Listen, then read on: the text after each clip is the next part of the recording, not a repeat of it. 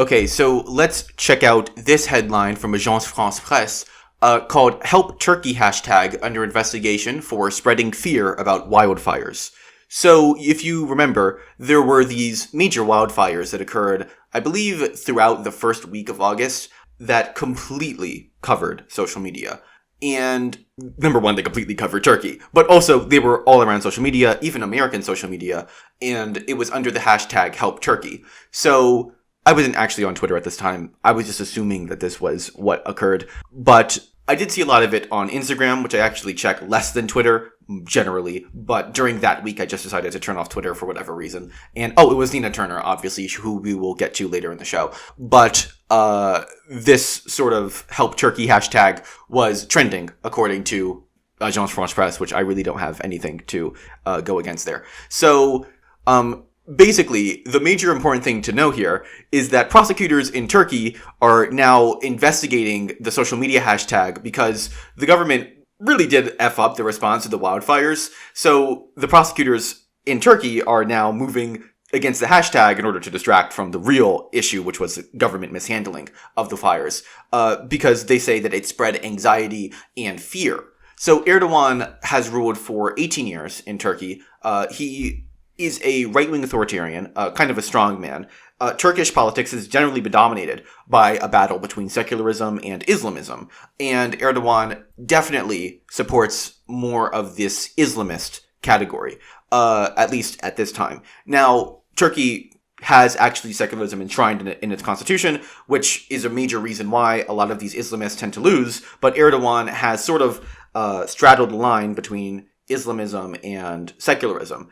And when I say Islamism, I'm not talking about this, fear-mongering that the Republicans do, where they say that, Obama's an Islamist, or that Islamists are taking over the country. No, I'm specifically referring to an ideology that that exists in Turkey. It's sort of similar to the Christian conservatism that we see in the United States, but it's much more heavily based on Turkish nationalism, and it's much more heavily based on an opposition to other religions than Christian conservatism is, although you can argue about that, maybe. The major issue with Erdogan is that he has support from these Islamist conservatives, but his support has always been kind of weak. It's always been kind of in the 50s. So that is a massive issue because you can't really run a right-wing authoritarian strongman.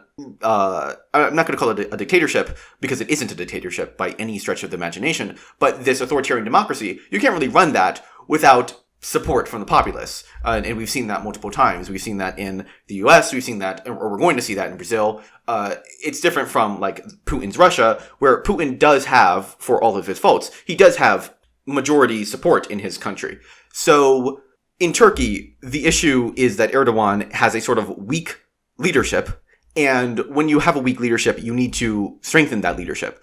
And that's what Erdogan seems to be doing at this point. And right now he's doing that by going after this Help Turkey campaign, even though it's not particularly clear whether this Help Turkey campaign is actually, I'm not going to say it's not particularly clear. It's clear that it's not a foreign psyop to disrupt the Turkish government. He is claiming that Help Turkey has been fanned by sock puppets. Sock puppets are sort of this funny way. I don't know if it developed on Wikipedia, but that's the first time I've ever heard it. But this sort of funny way to say alternate account. But these alternate accounts are specifically designed to manipulate public opinion, sort of like astroturfing. And these sock puppets, they claim, have tried to make Help Turkey a thing in order to discredit the Erdogan government. So it's a little bit weird.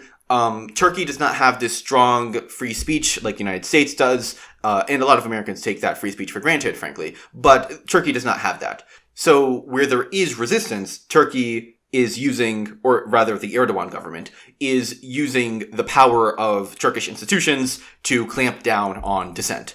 And to their credit, it seems to be working. Well, not to their credit, because of course this is bad, but to their credit, it seems to be working. Twitter and Facebook, despite initially resisting, have begun complying with the Turkish government's requests for information. So this could be a major issue in the future, and we will continue to look at Turkey, Erdogan, and the entire political situation there.